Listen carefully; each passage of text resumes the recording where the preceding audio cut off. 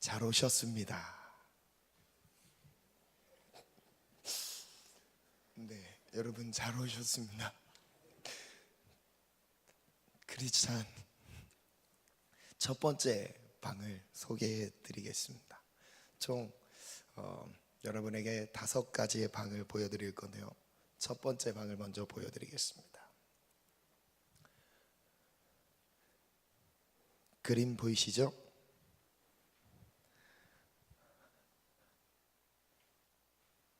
멸망의 도시를 벗어나서 좋은 길을 따라 가고 왔는데, 이 남자의 손에는 성경책이 주어져 있습니다. 그리고 이 남자의 시선은 하늘을 향하고 있습니다. 그리고 이 남자의 머리에는 왕관이 쓰여져 있습니다. 오직 말씀만 의지하고 하나님만 바라보며 끝까지 좁은 길로 행한 자에게 주어지는 영원한 보상입니다. 골로새서 3장 1절부터 한번 보겠습니다. 골로새서 3장 1절에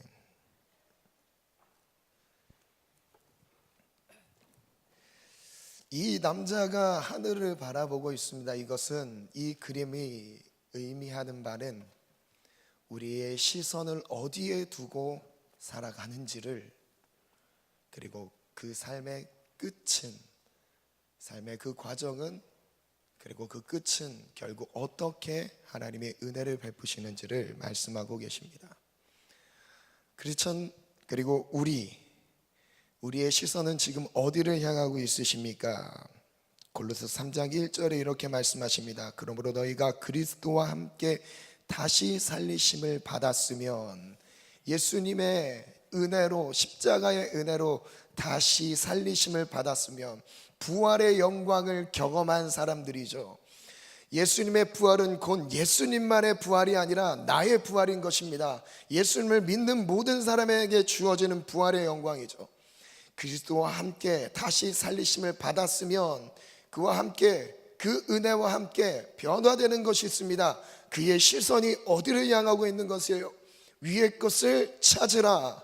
우리 1절 다 같이 함께 읽겠습니다. 시작. 그러므로 너희가 그리스도와 함께 다시 살리심을 받았으면 위의 것을 찾으라. 거기는 그리스도께서 하나님 우편에 앉아 계시느니라. 잠시만 여기서 멈추겠습니다. 우리의 시선을, 위의 것을 찾아야 되는 이유가 있습니다. 왜 우리의 시선은 하늘을 향해야 될까요?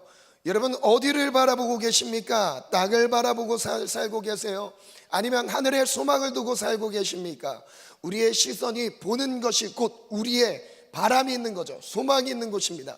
만약 우리가 땅에 소망을 두고 있다면 이 땅에 썩어 없어질 것을 주목하고 있을 거예요. 돈과 명예와 출세와 향락들, 쾌락들, 이런 것들, 땅에 없어질 것들을 주목하며 살고 있을 것입니다. 반대로 만약 우리가 그림에 등장하는 남자처럼 하늘을 바라보고 살고 있다면요, 우리는 어떤 삶을 소망하고 기대하고 있을까요? 영원히 사라지지 않는 영원한 것을 바라보며 살고 있을 것입니다. 이번 한 주 동안 여러분 어떤 삶을 사셨습니까? 어디를 바라보고 사셨습니까?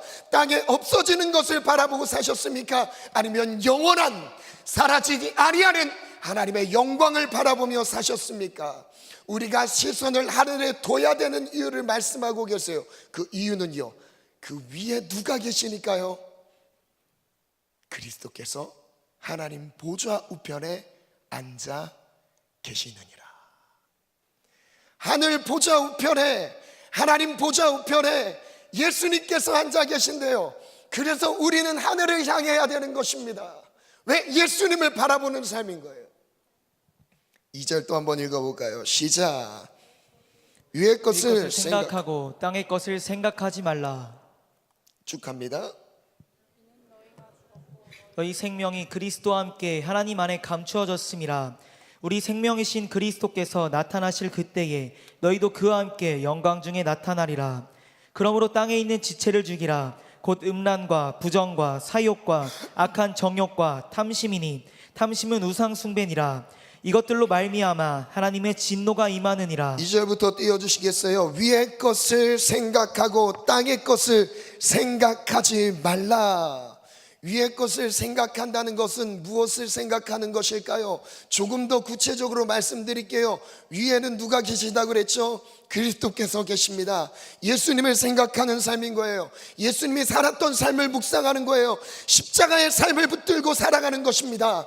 오늘 우리의 삶을 생각하는 모든 내용들이요, 십자가 중심이 돼야 되는 거예요. 예수님 중심이 돼야 되는 거죠. 그런데 이렇게 이어져요. 3절에 너희가 죽었고 너희 생명이 그리스도와 함께, 예수님과 함께 하나님 안에 감추어져 있습니다.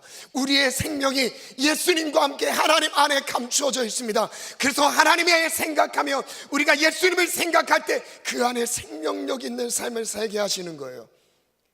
그래서 4절 보면 우리 생명이신 그리스도께서 나타나실 때 너희도 그와 함께 영광 중에 나타나리라. 그러므로 땅에 있는 지체를 죽이라. 곧 음란과 부정과 사욕과 악한 정욕과 탐심이리. 탐심은 우상 숭배니라. 이것들로 말미암아 하나님의 진노가 임하느니라. 하나님의 저주가 임하는 것이에요. 땅에 시선을 두고 살아가는 삶의 최후 결과는요, 하나님의 진노밖에 남지 않습니다. 나의 시선을 어디에 두셔야 될까요? 우리의 시선은 어디에 둬야 될까요? 하늘이에요. 예수님이에요. 십자가예요. 부활의 영광입니다. 그 안에 생명이 있습니다. 7절 같이 읽겠습니다. 시작. 너희도 전에 그 가운데 살 때에는 그 가운데서 행하였으나 이제는 너희가 이 모든 것을 벗어버리라. 곧 분함과 노여움과 악의와 비방과 너희 입에 부끄러운 말이라. 너희가 서로 거짓말을 하지 말라. 옛사람과 그 행위를 벗어버리고 새 사람을 힘차게 입었으니 선포합니다. 10절 힘차게 갑니다. 시작. 새 사람을 입었으니 이는 자기를 창조하신 이의 형상을 따라 지식에까지 새롭게 하심을 입은 자니라. 하늘을 바라보는 삶이 새 사람입니다. 지식에까지 새롭게 하시는 은혜를 입을 수 있는 기회는요, 그 삶은요 바로 하늘을 바라보는 삶인 거예요. 그 은혜는요 더 구체적으로 이렇게 주어지죠. 지식에까지 새롭게 하심을 입는데 어떤 형상을 닮아가는 거예요? 창조하신 창조주의 형상, 예수님의 형상을 닮아가는 것입니다. 하늘을 바라볼 때 우린 예수님을 닮아갈 수 있습니다. 우리가 하늘을 주목하며 살아갈 때 예수님을 닮아갈 수 있습니다. 우리가 주목하는 것은 보이는 것이 아닙니다. 보이지 않는 것입니다. 보이는 것은 잠깐입니다. 그러나 보이지 않는 것은 영원함이니라. 고린도후서 4장 17절에 이렇게 말씀하세요. 이 그림에서 보면 이 남자가 지금까지 하늘의 면류관을 얻기까지, 그 최후의 승리를 얻기까지 모든 과정은 좁은 길이었습니다. 협착한 길이었어요. 참 찾는 이가 없는 길이었어요. 넓고 편한 길은 많은 사람들이 들어간대요. 그러나 좁은 길은 찾는 사람이 없다고 말씀하십니다. 적다고 말씀하세요. 여러분, 이것은요 불신자들을 포함해서 교회 다니는 사람들이 좁은 길을 가고 있다는 걸 말하는 것이 아닙니다. 여러분, 마태복음이 쓰여진 책은요 첫 번째 수신자가 유대인들이에요. 유대인들, 선택받은 백성이라고 생각하는 선민사상에 가득한 유대인들을 향해 기록된 책이에요.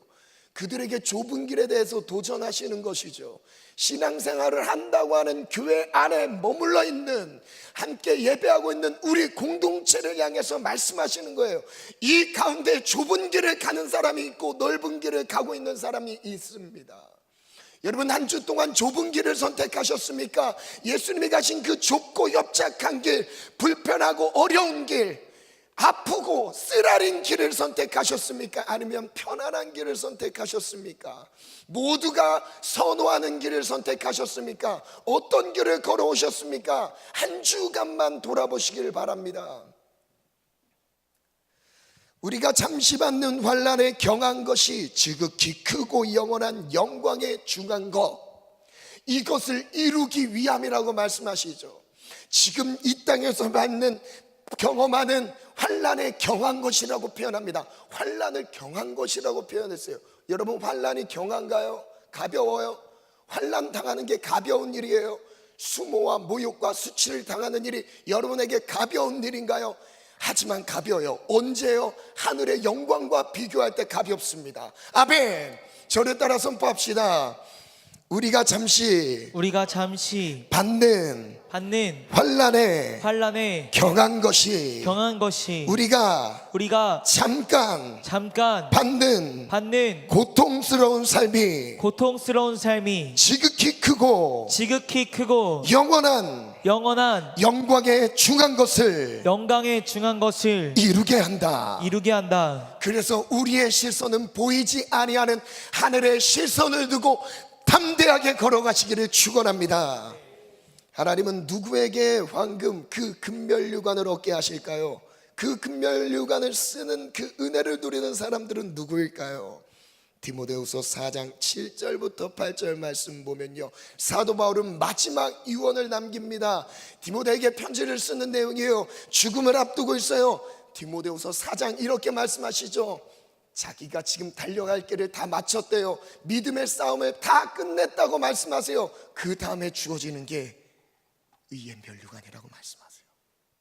함께 믿음으로 선포하겠습니다. 시작. 나는 선한 싸움을 싸우고 나의 달려갈 길을 마치고 믿음을 지켰으니 이제 후로는 나를 위하여 의의 면류관이 예비되었으므로 주 곧 의로우신 재판장이 그날에 내게 주실 것이며 내게만 아니라 주의 나타나심을 사모하는 모든 자에게도 주시는 의의 은혜입니다. 누구와 같이요? 사도 바울과 같이, 바울처럼 끝까지 이 땅에서 환난과 모욕과 수치와 아픔과 포기와 희생, 심지어는 수많은 죽을 만큼의 복음 전하는 이유 때문에 목숨이 위태위태했던 수많은 위기 가운데 버려졌다 할지라도요, 사도 바울은요 본인이 고백해요. 내가 우겨싸임을 쌓여도 쌓이지 아니하며 답답한 일을 당하여도 망하지 아니하고, 사도 바울의 고백이 바로 이 고백이었습니다. 나의 달려갈 길을 다 갔대요. 나는 선한 싸움을 싸우고 달려갈 길을 다 마치고 믿음을 지켰으니. 누구에게 주시는 은혜입니까? 어떤 사람에게 은혜의 금면류관, 최후 승리를 얻게 되는, 그것을 상징해 주는 금면류관을 얻게 될까요? 바로 이 땅에서의 삶을 좁은 길을 끝까지 완주한 사람이에요.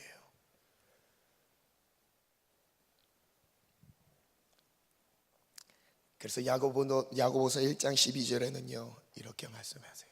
시험을 참는 자는 복이 있나니. 말씀 띄워주셔야죠. 시험을 참는 자는 복이 있나니. 그 시험을 견디는 게요 결국 면류관이라고 말씀하십니다. 한번 말씀 읽어볼까요? 시작. 시험을 참는 자는 복이 있나니 이는 시련을 견디어낸 자가 주께서 자기를 사랑하는 자들에게 약속하신 생명의 면류관을 얻을 것이기 때문이라. 저를 따라서 한번 선포하겠습니다. 오른손 주먹을 불끈 쥐고, 시험을 참는 자는 면류관을 얻는다. 시험을 참을 때, 시련을 견딜 때 면류관이 준비되어 있다. 아멘. 두 번째 방을 소개하겠습니다. 이 방은요, 어떤 처녀가 빗자루로 방을 쓸고 있습니다. 먼지가 너무 두껍게 오래 쌓여 있습니다. 그리고 오히려 허공에 먼지만 뿌리고 있습니다. 먼지를 마신 거예요. 바닥을 쓰는데 먼지가 날려서 먼지를 마신 겁니다. 물을 뿌리시오. 쫙. 이 먼지는 우리 내면에 쌓여있던 죄입니다. 이 처녀는 열심히 청소를 하는데 청소를 해도 먼지가 공중에 흩날리고 다시 내려앉는 거예요. 청소가 될까요? 안 되겠죠. 이 먼지는 우리 내면의 죄입니다. 가라앉은 먼지를 두 번째 빗질로 쓸었습니다. 두 번째 화면이요? 네, 두 번째 빗질로 쓸었습니다. 여러분, 이 그림에서 상징하는 바를 말씀드리겠습니다. 이 방은요, 첫 번째 빗질은 먼지가 얼마나 있는지를 확인하게 합니다. 그리고 두 번째 빗질은 그 먼지를 제거합니다. 물을 뿌려서 먼지를 가라앉힌 후에 빗질을 합니다. 첫 번째 빗질은 율법을 말하며 두 번째 빗질은 은혜를 말합니다. 율법은 모든 사람이 죄인임을 고발합니다. 로마서 3장 19절 말씀부터 한번 보겠습니다. 함께 읽겠습니다. 시작. 우리가 알거니와 물은 율법이 말하는 바는 율법 아래에 있는 자들에게 말하는 것이니 이는 모든 입을 막고 온 세상으로 하나님의 심판 아래에 있게 하려 함이라. 그러므로 율법의 행위로 그의 앞에 의롭다 하심을 얻을 육체가 없나니 율법으로는 죄를 깨달음이니라. 하나님께서 우리에게 율법을 주셨습니다. 모세의 율법이죠. 십계명, 그 위에 많은 법들이 있죠. 이 율법을 통해서 하나님이 우리에게 가르쳐 주고 싶으신 것, 그 내용이 있었어요. 말씀대로 살아라. 여러분, 이것 자체가 이 목적이 아닌 거예요. 말씀, 율법을 주신 이유는 제일 먼저 말씀대로 순종하지 못하는, 순종할 수 없는 내 자신을 깨닫게 하시는 거예요. 율법으로는 뭐래요? 죄를 깨달음이라. 여러분, 그래서 말씀을 봐야 내가 죄인인지 알아요. 내가 말씀 앞에 머무르는 시간이 있어야 오늘 하루 내가 죄인된 마음으로, 하나님의 은혜가 없으면 살 수 없는 죄인된 마음, 빚진 마음으로 살 수 있는 거예요. 근데 말씀이 없으면 그 은혜를 누릴 수 없습니다. 그래서 로마서 5장 13절은 이렇게 선포해요. 함께 읽습니다. 시작. 죄가 율법 있기 전에도 세상에 있었으나 율법이 없었을 때에는 죄를 죄로 여기지 아니하였느니라. 율법이 없으면요, 죄가 죄인지 몰라요. 기준이 없잖아요. 이 땅에서도 법이 있습니다. 세상에 질서 잡아주는 법들이 있어요. 법이 없으면요, 질서가 잡히지가 않습니다. 하나님의 나라도 마찬가지예요. 영적인 영역도 마찬가지입니다. 법이 있어야 이것이 하나님 앞에 옳은 것인지 그른 것인지에 대한 판단의 기준이 되는 거예요. 그게 바로 율법인 거죠. 율법이 없어졌을 때는 죄가 죄인지 몰랐어요. 그래서 로마서 5장 20절엔 이렇게 선포하십니다. 함께합니다. 시작. 율법이 들어온 것은 범죄를 더하게 하려 함이라. 그러나 죄가 더한 곳에 은혜가 더욱 넘쳤나니. 우리에게 율법 주신 이유는 죄를 더하게 하시려고요. 지금 이 여자가 빗자루로 막 쓸죠. 말씀 보면요, 죄인인 거를 느낄 수밖에 없어요. 계속 정죄합니다. 너 죄인이다, 너 죄인이다. 말씀만 보면요, 말씀과 다른 나의 모습을 볼 수밖에 없어요. 너무나 달라요. 하나님의 거룩하심과 나의 더러움, 하나님의 선하심과 나의 악함, 인간 안에 부패되어 있는 소망 하나 없는 내 내면을 말씀 앞에서 볼 수 있어요. 그때 느끼는 거예요. 나는 멸망할 수밖에 없구나. 그래서 말씀을 볼수록 더 가까이 하면 할수록 내 실체를 더 정확하게 보게 돼요. 결론은 나는 죄인입니다. 여러분, 죄인임을 깨닫고 싶으세요? 여러분, 내가 죄인인 것을 깨닫는 은혜가 먼저 있지 않으면요, 회개도 없습니다. 죄사함을 받는 은혜로까지 나아갈 수가 없어요. 제일 먼저는 율법 앞에 쓰셔야 돼요. 그래서 사형 선고를 받으셔야 됩니다. 그래서 디모데전서 1장은요, 함께 읽어볼까요? 시작. 알 것은 이것이니 율법은 옳은 사람을 위하여 세운 것이 아니요 오직 불법한 자와 복종하지 아니하는 자와 경건하지 아니한 자와 죄인과 거룩하지 아니한 자와 망령된 자와 아버지를 죽이는 자와 어머니를 죽이는 자와 살인하는 자며 음행하는 자와 남색하는 자와 인신매매를 하는 자와 거짓말하는 자와 거짓 맹세하는 자와 기타 바른 교훈을 거스르는 자를 위함이니. 이런 죄악들을 열거하죠. 왜냐면요, 세상의 문화와 가치관 안에서는요, 충분히 이게 죄가 될 수도 있고 안 될 수도 있습니다. 기준이 세상이 되었을 때, 그 나라가 되었을 때, 도시가 되었을 때는요, 그 도시의 문화에 맞게 기준이 정해지는 거예요. 그렇지만 그건 진리가 아니에요. 변하잖아요. 변하는 건 진리가 아닙니다. 여러분, 하나님의 말씀은 변함이 없어요. 그래서 하나님이 말씀하시는 대로 따라가셔야 되는 거예요. 하나님이 죄라고 하면 죄인 거예요. 하나님이 의라고 하면 의인 거예요. 아멘. 여러분 아멘 하시기 바랍니다. 싫으세요? 여러분 죄인으로 지금 고발하고 있는 이게 싫으세요? 그러면 은혜도 없어요. 죄사함도 없어요. 내가 죄인인 걸 모르는데 무슨 죄사함을 받아요? 제일 먼저 내가 죄인인 것을 깨달아야 돼요. 내가 얼만큼 비참하고 처절한 죄 가운데 무기력하게 벗어나지 못하는 죄인인 것을 인정하고 고백하셔야 됩니다. 한번 글을 띄워주시겠어요? 함께 읽겠습니다. 시작.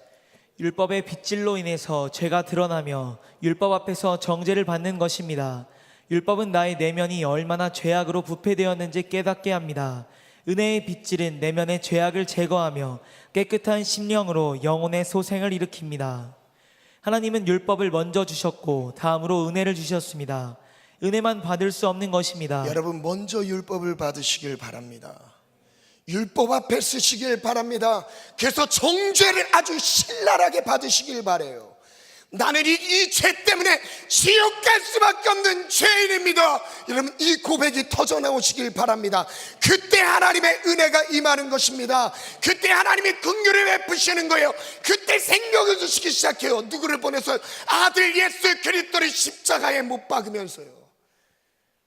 하나님은 율법을 먼저 주셨고 다음으로 은혜를 주셨습니다. 은혜만 받을 수 없는 것입니다. 우리는 율법 앞에 먼저 서게 됩니다.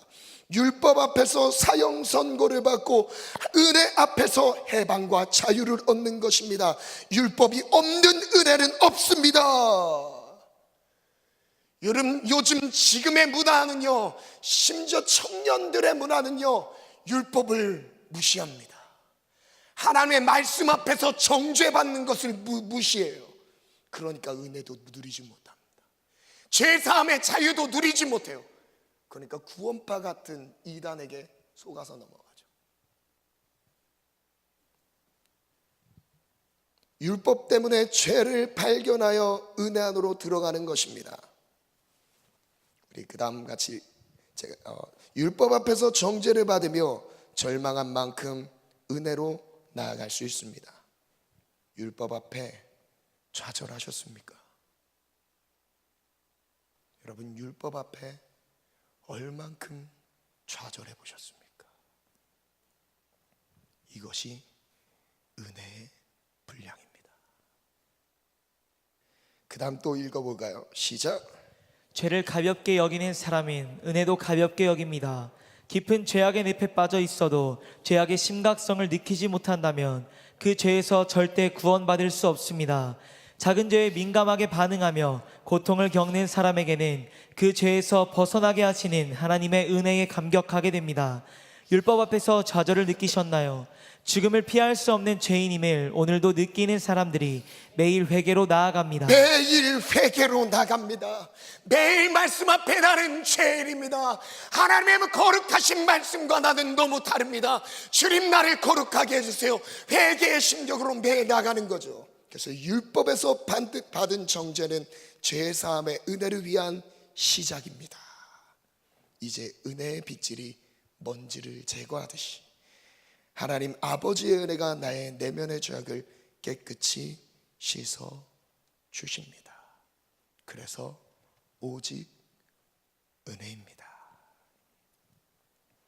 하나님의 은혜를 받으시길 축복합니다. 그 은혜를 받기 전에 반드시 좌절을 경험하셔야 됩니다. 사형 선고를 받으셔야 됩니다. 사도 바울은 로마서 7장에요, 자기 내면에 끊임없는 죄악의 싸움을 이렇게 표현합니다. 내 속 곧 내 육신에 선한 것이 거하지 아니하는 줄을 아노니 원함은 내게 있으나 선을 행하는 것은 없노라. 내가 원하는 바 선을 행하지 아니하고 도리어 원하지 아니한 바 악을 행하는도다. 만일 내가 원하지 아니하는 그것을 하면 이를 행하는 자는 내가 아니요 내 속에 거하는 죄니라. 그러므로 내가 한 법을 깨달았느니 곧 선을 행하기 원하는 나에게 악이 함께 있는 것이로다.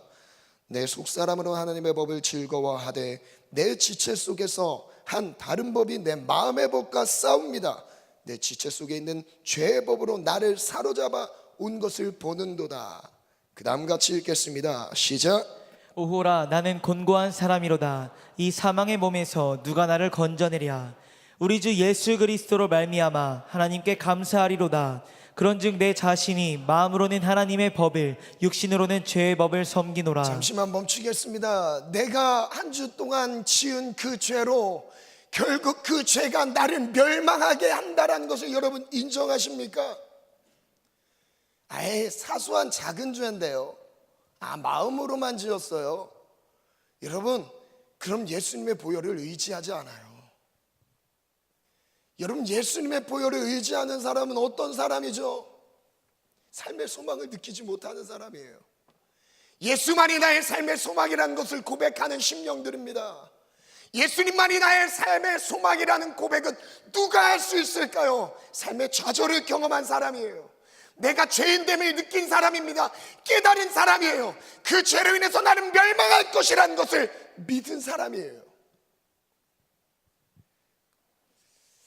그러므로 이제 그리스도 예수 안에 있는 자에게는 결코 정죄함이 없나니 이는 그리스도 예수 안에 있는 생명의 성령의 법이 죄와 사망의 법에서 너를 해방하였음이라. 세 번째 방을 소개해 드리겠습니다. 방 3개 더 남았습니다. 세 번째 방을 소개해 드리겠습니다. 벽난로가 보이시죠? 네, 세 번째 방입니다. 벽난로가 뜨겁게 타올라 열기가 후끈합니다. 이상하게도 어떤 남자가 주전자를 들고 벽난로에 불을 끄려고 물을 붓고 있습니다.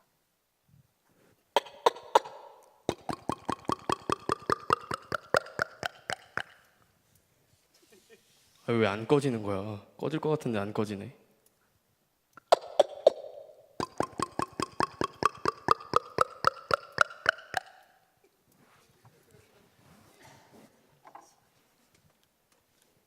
그래도 안 꺼졌습니다.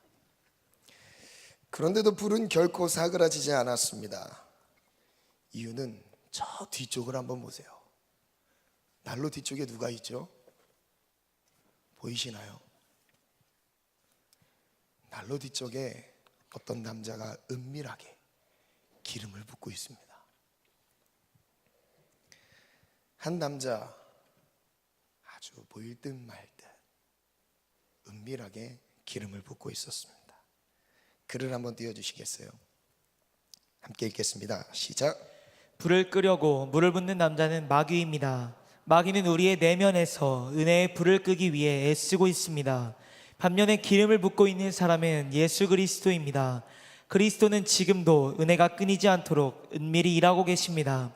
은혜의 빗질로 모든 죄에서 자유를 얻었지만 마귀의 방해와 그리스도의 도우심이 공존하고 있는 상황입니다. 이것은 바로 믿음의 길을 따르는 모든 크리스찬들에게 모든 크리스찬들에게 벌어지는 상황입니다. 여러분, 죄 사함을 받았다고요? 끝인가요? 아니에요. 시작일 뿐입니다. 마귀가 거기서부터 손을 떼고 그래도 믿음의 길 잘 가 이렇게 놔줄까요? 아닙니다. 우리가 받은 은혜의 불을 끄기 위해서 끊임없이 찬물을 끼얹고 있어요. 근데 꺼지지 않아요. 왜요? 그리스도의 도움 때문에요. 그 다음 또 읽어볼까요? 시작. 우리를 두렵게 합니다. 계속 은혜의 불을 끄려고 합니다. 마귀의 공격만 느껴진다면 우리는 위축될 수밖에 없습니다. 하지만 명심하십시오. 그리스도께서도 쉬지 않고 일하고 계십니다. 은밀하게 말입니다. 우리의 형편과 상관없이 그리스도께서 쉬지 않고 일하고 계십니다. 아멘, 아멘. 제사함의 은혜, 생명 주신 구원의 은혜를 유지하도록 쉬지 않고 기름을 붓고 계십니다. 쉬지 않고 그리스도께서 기름을 붓고 계십니다. 이사야 42장 말씀에 우리 찬양의 가사로도 있죠. 그 사람 날 위해 죽으신, 이 찬양 알죠? 어떻게 하죠?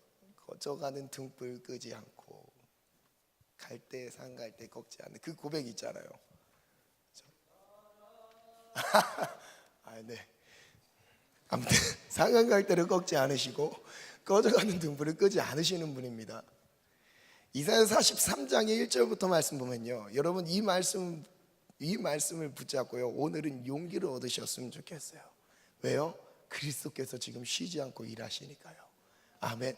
여러분, 마귀의 공격은요 겉으로 드러나서요 막 우락부락하게 내게 접근해서 막 내 신앙을 위협하지만요, 그래도 주님도 쉬지 않고 우리를 응원하고 계십니다. 우리를 지지하고 계십니다.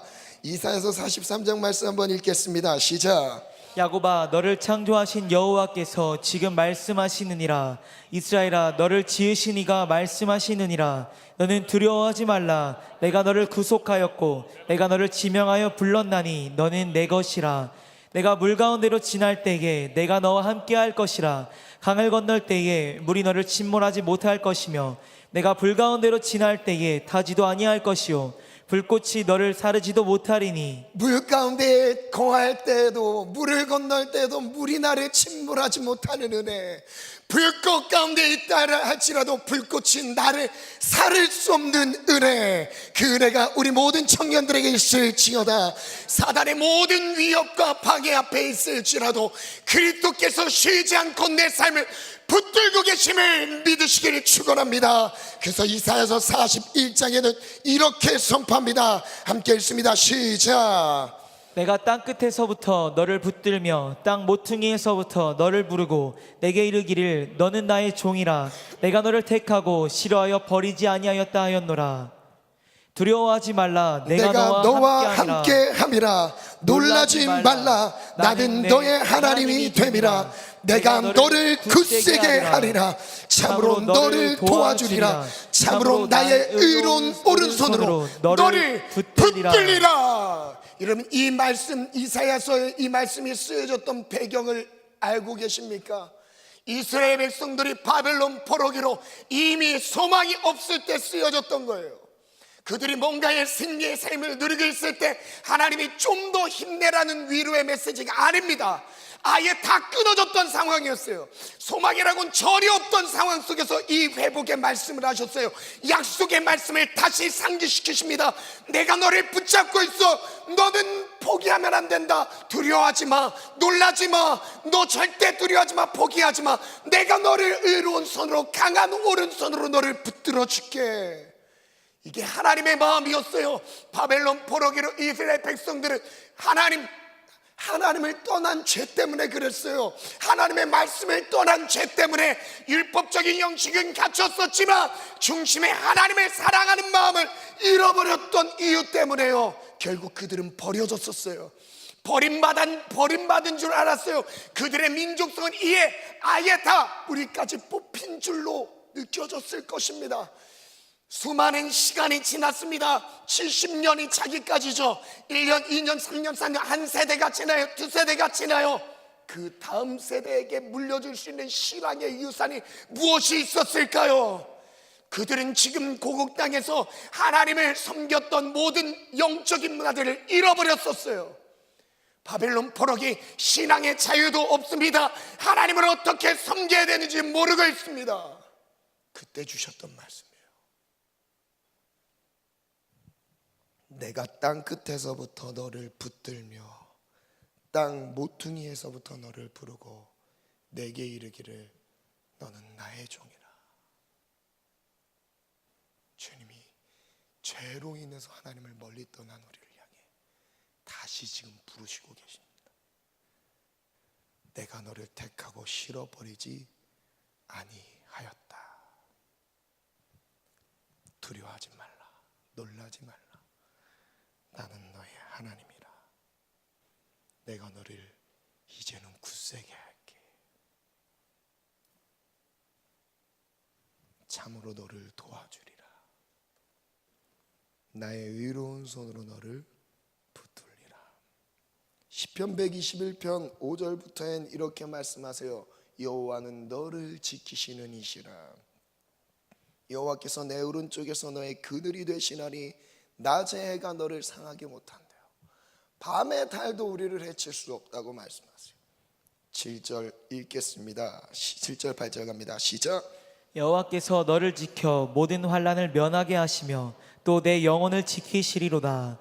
여호와께서 너의 출입을 지금부터 영원까지 지키시리로다. 언제부터 언제까지요? 지금부터 영원까지 지키시리라.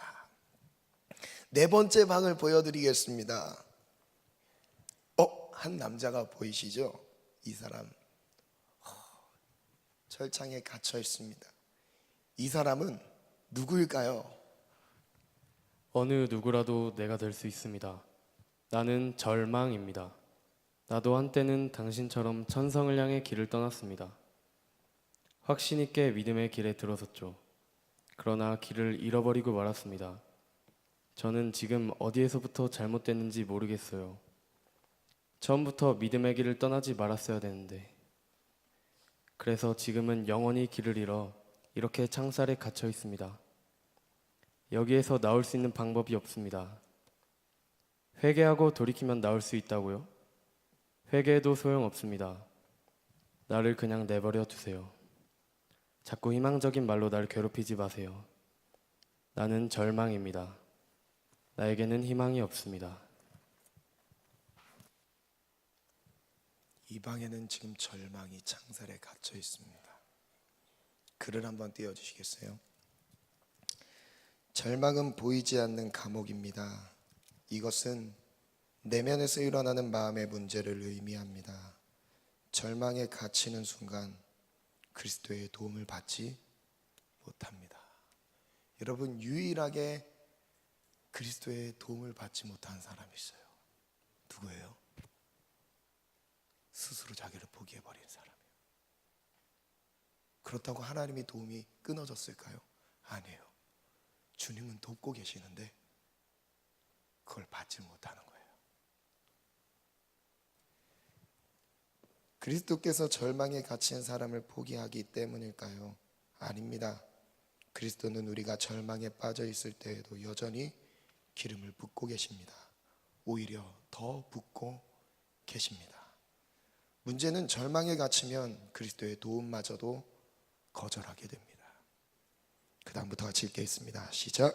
그리스도께서 우리를 끊임없이 도우실지라도 만약 우리가 그것을 믿음으로 받지 못한다면 절망에 빠질 수밖에 없습니다. 우리가 왜 절망해야 하나요? 마귀의 공격 때문에 절망할까요? 아닙니다. 그리스도의 도우심을 느끼지 못할 때 절망합니다. 그러므로 그리스도의 도우심과 함께 우리 내면에서 용기가 일어나야 합니다. 용기는 우리의 몫입니다. 여러분, 용기는 우리의 몫입니다. 마지막 방을 보여드리겠습니다. 오늘은 설교를 좀 일찍 끝내야 된다고 우리 여기 부활절 칸타타가 있어서요. 네, 안심하시고요. 다섯째 방인데요. 다섯 번째 방인데요. 이 방에는요, 빛나는 갑옷을 입은 기사가 나옵니다.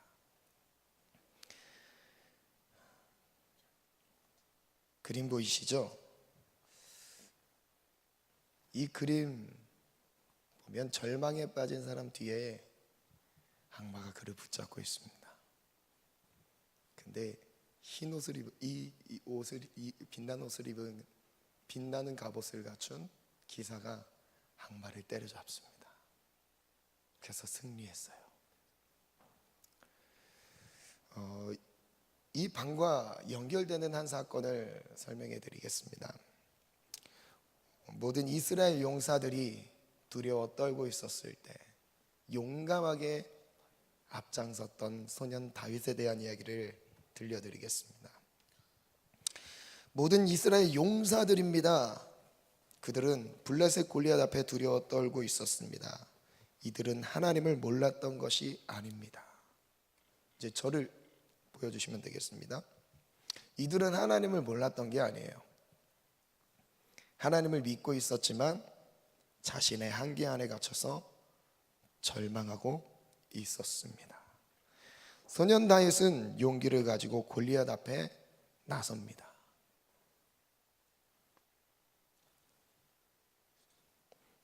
하나님은 그 용기를 보시고 승리를 주셨습니다. 하나님은 당신을 의지하는 연약한 자에게 세상의 어떤 권세보다 더 강한 권세로 함께 하십니다. 말씀 한번 볼까요? 사무엘상 17장 32절부터 보면 다윗이 사울에게 말하되 그로 말미암아 사람이 낙담하지 말 것이라 주의 종이 가서 저 블레셋 사람과 싸우리이다 하니 사울이 다윗에게 이르되 내가 가서 저 블레셋 사람과 싸울 수 없으니 너는 소년이다. 그는 어려서부터 용사임이니라. 다윗이 사울에게 말합니다. 주의 종이 아버지의 양을 지킬 때에 사자나 곰이 와서 양떼에서 새끼를 물어가면 내가 따라가서 그것을 치고 그 입에서 새끼를 건져내었고 그것이 일어나 나를 해하고자 하면 내가 그 수염을 잡고 그것을 쳐 죽였습니다. 36절 같이 한번 읽겠습니다. 시작. 주의 종이 사자와 곰도 쳤은즉 살아계시는 하나님의 군대를 모욕한 이 할례받지 않은 블레셋 사람이니까 그가 그 짐승의 하나와 같이 되리이다. 또 다윗이 이르되 여호와께서 나를 사자의 발톱과 곰의 발톱에서 건져내셨은즉 나를 이 블레셋 사람의 손에서도 건져내시리이다. 사울이 다윗에게 이르되 가라, 여호와께서 너와 함께 계시기를 원하노라. 다윗과 함께 하시는 은혜죠. 다른 사람들과도 하나님 함께 안 하셨을까요? 용기는 자기의 몫인 겁니다. 하나님이 그 용기 가운데 함께 하시는 것이죠. 17장 43절로 이어서 보면요, 블레셋 사람이 다윗에게 이르되 내가 나를 개로 여기고 막대기를 가지고 내게 나왔느냐 하고 그의 신들의 이름으로 다윗을 저주합니다. 그 블레셋 사람 골리앗이죠. 또 다윗에게 이릅니다. 내게로 오라, 내가 내 살을 공중의 새들과 들짐승들에게 주리라. 다윗이 블레셋 사람에게 이르되 너는 칼과 창과 단창으로 내게 나오거니와. 우리 함께 읽습니다. 시작. 나는 만군의 여호와의 이름으로 곧 내가 모욕하는 이스라엘 군대의 하나님의 이름으로 내게 나아가노라. 오늘 여호와께서 너를 내 손에 넘기시리니 내가 너를 쳐서 내 목을 베고 블레셋 군대의 시체를 오늘 공중의 새와 땅의 들짐승에게 주어 온 땅으로 이스라엘의 하나님이 살아계신 줄 알게 하겠고 또 여호와의 구원하심이 칼과 창에 있지 아니함을 이 무리에게 알게 하리라. 전쟁은 여호와께 속한 것인지 그가 너희를 우리 손에 넘기시리라. 블레셋 사람이 일어나 다윗에게로 마주 가까이 올 때에 다윗이 블레셋 사람을 향하여 빨리 달리며 손을 주머니에 넣어 돌을 가지고 물매로 던져 블레셋 사람의 이마를 치매 돌이 그의 이마에 박히니 땅에 엎드러지니라. 이 은혜가 우리에게 있을지어다. 우리 앞에 있는 모든 골리앗들 나를 위축하게 만들고 두려움에 떨게 만들어 이제 절망 가운데 헤어나오지 못하게 나를 가둬두는 이 세상의 골리앗 앞에서 하나님이 주시는 힘으로 하나님 의지함으로 나아갈 때, 믿음으로 나아갈 때 여호와의 이름을 의지했던 다윗처럼 예수 그리스도의 이름을 의지함으로 나아가는 모든 청년들의 삶에 승리를 주실 줄 믿습니다. 그래서 다윗은 이렇게 고백합니다. 시편 27편 갑니다. 시작. 여호와는 나의 빛이요 나의 구원이시니 내가 누구를 두려워하리요.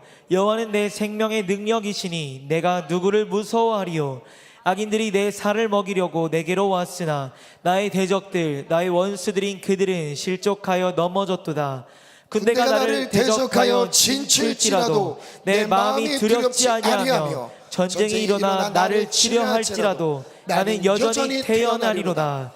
내가 여호와께 바라는 한 가지 일 그것을 구하리니 곧 내가 내 평생에 여호와의 집에 살면서 여호와의 아름다움을 바라보며 그의 성전에서 사모하는 그것이라. 여호와께서 환난 날에 나를 그의 초막 속에 비밀히 지키시고 그의 장막 은밀한 곳에 나를 숨기시며 높은 바위 위에 두시리로다. 다윗이 많은 대적들로부터 쫓김을 당하고 있을 때 썼던 시죠. 하나님이 그를 끝까지 지키시는 믿음의 고백입니다. 수많은 위협과 아픔 속에 버려졌다 할지라도 하나님이 그를 포기하지 않고 지키시는 이유, 그가 하나님을 의지하였기 때문에. 고린도전서 15장 55절에 이렇게 합니다. 사망아 너의 승리가 어디 있느냐? 사망아 내가 쏘는 것이 어디 있느냐? 사망이 쏘는 것은 죄요 죄의 권능은 율법이라. 우리 주 예수 그리스도로 말미암아 우리에게 승리를 주시는 하나님께 감사하리로다. 아멘. 우리에게 접근하는 모든 사망의 권세 예수 그리스도의 은혜로 승리할지어다. 이사야서 40장 말씀 함께 읽습니다. 시작. 너는 알지 못하였느냐 듣지 못하였느냐 영원하신 하나님 여호와 땅끝까지 창조하신 이는 피곤하지 않으시며 곤비하지 않으시며 명철이 한이 없으시며 피곤한 자에게는 능력을 주시며 무능한 자에게는 힘을 더하시나니 소년이라도 피곤하며, 피곤하며 곤비하며 장정이라도 넘어지며 쓰러지되. 여기서부터는 여러분 집중해서 한번 읽으시기 바랍니다. 이 말씀대로 하나님이 오늘 우리의 삶을 일으키십니다. 우리의 영혼을 일으키십니다.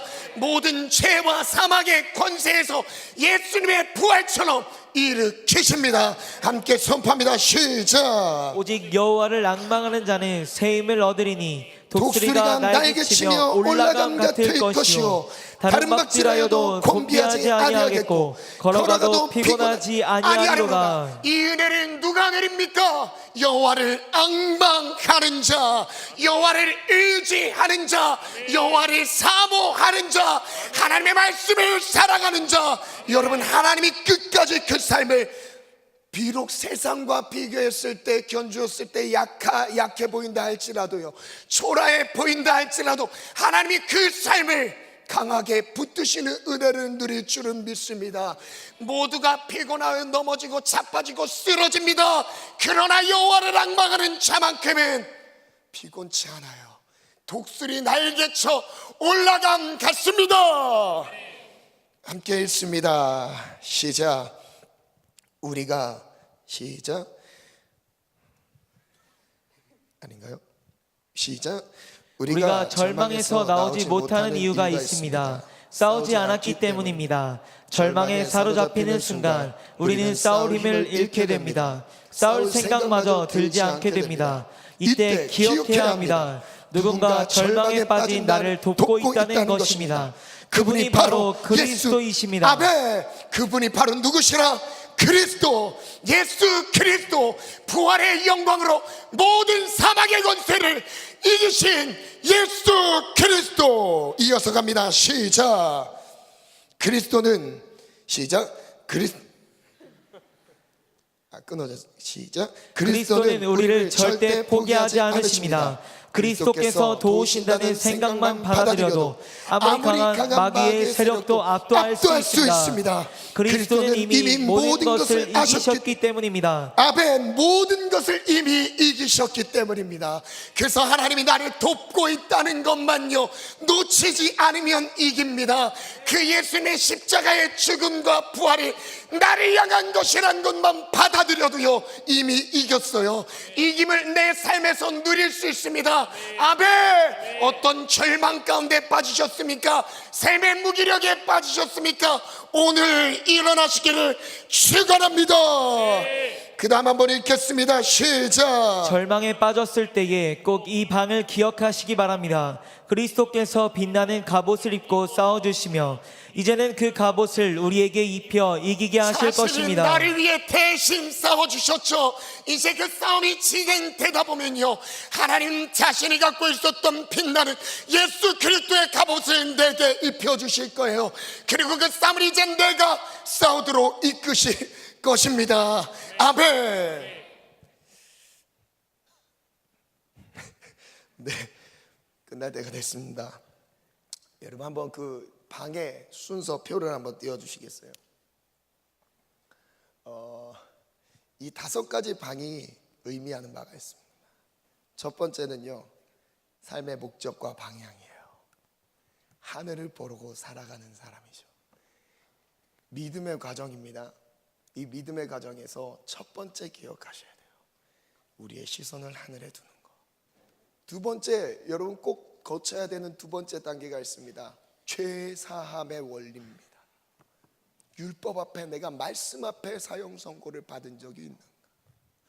그리고 십자가의 은혜로 그 사형 선고에서 해방의 자유를 누린 경험이 있는, 그 죄사함의 문제를 여러분 해결하기 위해서는 이 과정이 필요합니다. 세 번째예요. 이것으로 끝이 아니래요. 외적인 영향력에 우리는 영향을 받게 되는 거예요. 두 가지죠. 악한 마귀가 끊임없이 우리의 은혜 받은 것들을 사그러들게 만드는 거예요. 그러나 그리스도께서도 쉬지 않고 은밀하게 우리를 돕고 있다는 거. 그럼 마지막이에요. 우리 안에 내적인 갈등 안에서 그 모든 것이 해결된다는 거죠. 절망에서 무엇으로 해요? 용기로요. 하나님의 도움을 입는 것입니다. 이제 마지막으로 크리스천이 이 방을 통과해서 갑니다. 그리고 십자가의 언덕으로 올라갑니다. 십자가의 언덕에서 죄의 짐이 벗겨졌습니다. 반주 준비해 주시겠어요? 십자가의 언덕에서 죄의 짐이 벗겨지는데, 이사야서 53장 오늘 결론의 말씀입니다. 여러분, 왜 우리가 십자가의 언덕에 올라가야 모든 죄의 짐이, 세상의 짐이 벗겨질까요? 이사야서 53장 4절부터 이렇게 말씀하십니다. 그는 실로 우리의 질고를 지고 우리의 슬픔을 당하였거늘 우리는 생각하기를 그는 징벌을 받아 하나님께 맞으며 고난을 당한다 하였노라. 그가 찔림은 우리의 허물 때문이요 그가 상함은 우리의 죄악 때문이라. 그가 징계를 받음으로 우리가 평화를 누리고 그가 채찍에 맞음으로 우리는 나음을 받았도다. 우리는 다 양 같아서 그릇 행하여 각기 제 길로 갔거늘 여호와께서는 우리 모두의 죄악을 그에게 담당시키셨도다. 예수님은 우리의 모든 죄짐을 십자가에서 짊어지셨습니다. 대신 지셨습니다. 더 이상 우리가 메어야 할 짐이 없습니다. 그리고 베드로전서 4장 1절부터 3절 말씀은요, 이렇게 고백하고 있습니다. 한번 1절 같이 읽겠습니다. 시작. 그리스도께서 이미 육체의 고난을 받으셨으니 너희도 같은 마음으로 갑옷을 삼으라. 이는 육체의 고난을 받은 자는 죄를 그쳤음이니. 죄가 그치는, 죄의 짐이 벗어지는 장면입니다. 언제 그쳐요? 그리스도의 고난이 있을 때예요. 내가 예수님의 고난을 내 몸에 짊어질 때, 사도 바울은 자기의 남은 인생, 남은 육체, 예수 그리스도의 남은 고난을 자기 몸에 채웠다고 말씀하죠. 나의 육체에 채우노라 말씀합니다. 그런 신앙 고백을 갖고 있었어요. 우리의 삶에 예수님을 위한 고난이 있을 때 십자가의 고난을 갖고 있는 사람이요 죄 짐은 그쳤다고 말씀하십니다. 그 후로는 다시 사람의 정욕을 따르지 않고 하나님의 뜻을 따라 육체에 남은 때를 살게 하려 함이라. 너희가 음란과 정욕과 술 취함과 방탕과 향락과 무법한 우상 숭배를 하여 이방인의 뜻을 따라 행한 것은 지나간 때로 족하도다. 우리가 십자가에 가까워질수록 세상의 짐은 벗어집니다. 십자가에 가까이 나아갈수록 무거웠던 세상의 짐들은 점점점 사라질 것입니다. 아멘. 하나님의 뜻에 가까워질수록 죄 짐이 벗겨집니다. 고난과 아픔을, 고통을 통과하면서 더욱 하나님은 우리를 정결하게 하실 것이며요, 또한 우리를 연단하실 것이에요. 더욱더 단단하게 세워가실 것입니다. 그리스도는 자기가 이 죄의 짐을, 세상으로 갖고 있었던 이 무거웠던 짐을 벗을 힘도 없었을 뿐 아니라 벗는 방법도 몰랐어요.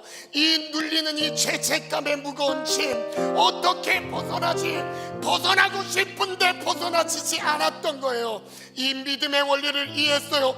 그리고 실제 십자가로 가다 보니, 언덕으로 가다 보니 용기를 주신 하나님이 함께 하셔서 가다 보니 죄의 짐이 사라졌어요.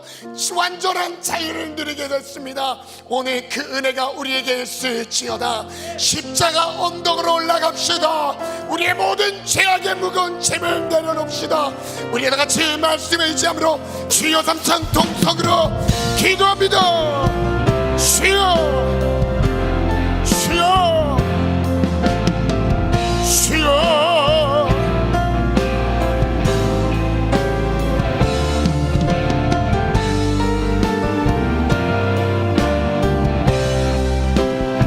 나는 지금 어디를 바라보고 있습니까? 하늘을 향해 나아가고 있습니까? 나의 시선은 무엇을 바라보고 있습니까? 예수 그리스도, 하나님 보좌우편에 계신 예수 그리스도, 날 위해 십자가 당당하신 예수 그리스도, 나의 모든 죄의 짐을 담당하신 예수 그리스도, 그까지 말씀을 의지하여 좁은 길로 행합시다. 부활의 영광을 바라보며 하늘의 영광에 우리의 시선을 떼지 않고 하늘만 바라보고 나아갑니다. 그 하나님이 끝까지 승리한 자, 말씀을 의지하여 따라간 자, 하나님이 영광의 면류관, 생명의 면류관, 의의 면류관을 주실 줄 믿습니다. 주여, 죄사함의 원리를 이해하셔야 됩니다. 내가 말씀 앞에 서셔야 합니다. 말씀 앞에서 총죄를 받으시기 바랍니다. 말씀 앞에 사형 선고를 받으시기 바랍니다. 그때 나의 죄악들이 드러납니다. 그때 하나님은 은혜로 말씀하십니다. 그 은혜로 우리 내면에 쌓여있던 죄악들을 지워 주십니다. 주여,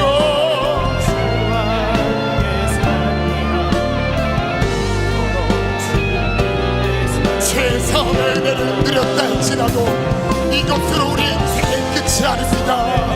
외부적인 영향력 가운데 노출될 수밖에 없습니다. 끊임없이 약한 사탄마귀 역사가 하나님의 은혜를 받은 나를 끄는 그 은혜의 문을, 끄기 위해 문을 묻습니다. 그때 기억하셔야 됩니다. 그리스도께서 은밀하게 내 삶에 기름을 붓고 계십니다. 주여,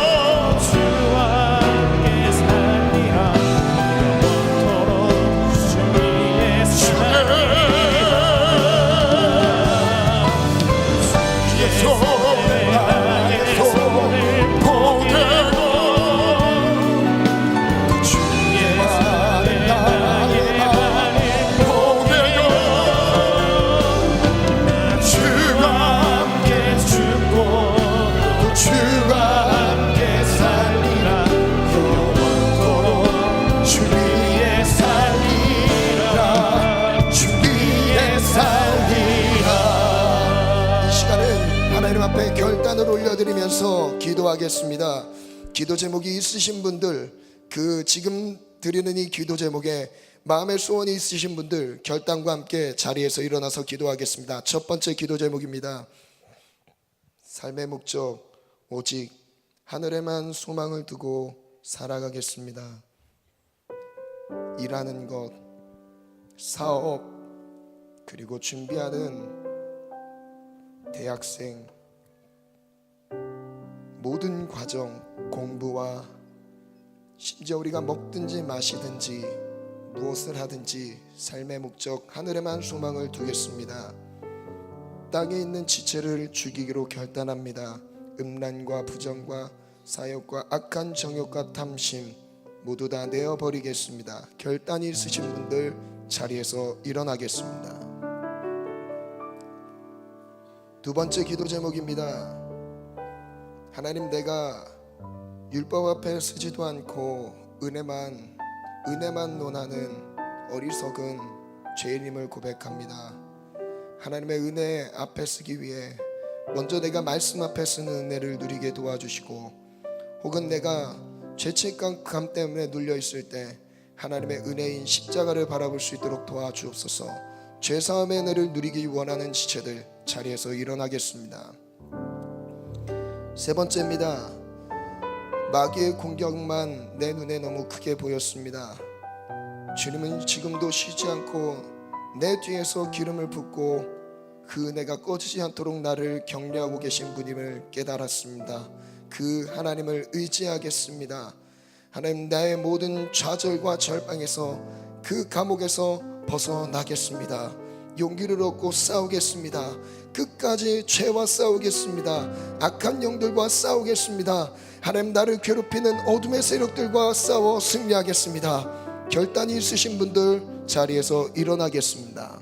마지막 기도 제목입니다. 십자가의 언덕에 오르겠습니다. 나의 모든 무거운 짐들을 내려놓게 도와주옵소서. 십자가로 가까이 나아가겠습니다. 하나님, 무겁고 얽매이기 쉬운 죄를 벗어버리고 인내로서 우리 앞에 당한 경주를 하며 믿음의 주 온전케 하시는 이인 예수를 바라보자. 나의 모든 죄악의 짐을 담당하신 예수님의 십자가를 바라보며 십자가 언덕으로 올라가겠습니다. 그 육체의 고난을 받는 자는 죄를 그쳤습니다. 결단이 있으신 분들 자리에 일어나겠습니다. 각자의 말씀 부여잡고 주여 삼창 두 손 높이 들고 주여 삼창 기도합니다. 주여, 주여, 주여. 하나님, 나의 삶의 목적을 하나님 이 시간 다시 한번 하나님을 바라봅니다. 하늘을 바라봅니다.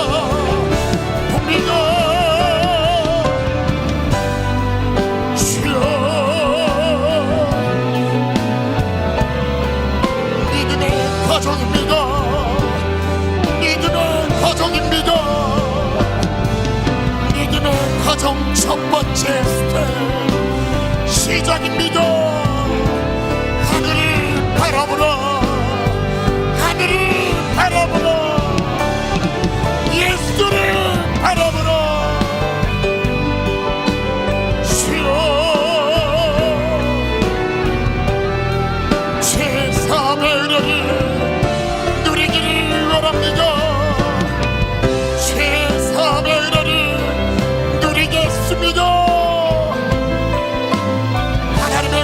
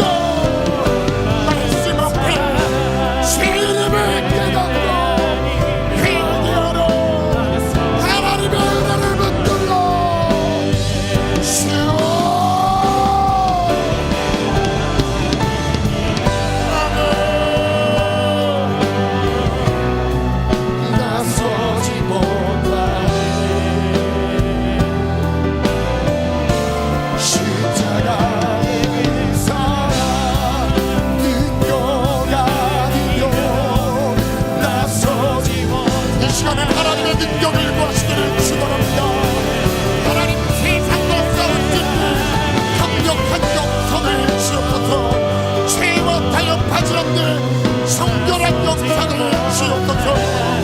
주여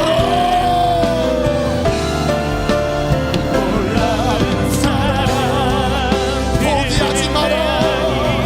주님이 말씀하십니다. 좌절하지 마라. 절망과 좌절아 예수의 이름으로 떠나가 주여라.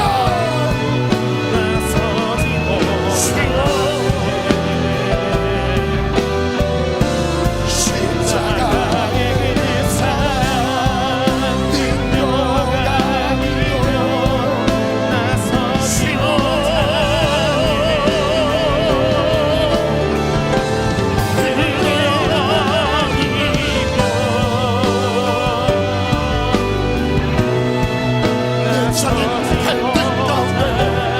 절망을 받아들이지 마세요.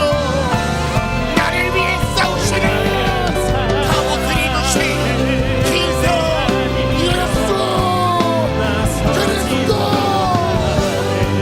우리 다시 한번 주여 감사 기도합니다. 주여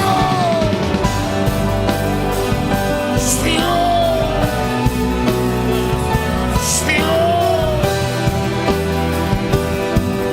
오직 영원을 안망하는 자 새 힘을 얻으리라. 새 힘을 얻으리라.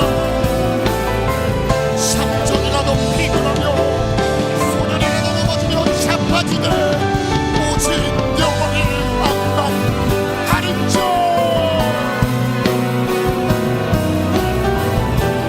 혼미하지 아니하고 걸어가도 피곤하지 아니하리라. 주여 주여 전심으로 기도합시다. 우리 1분만 더 기탄절히 기도합시다.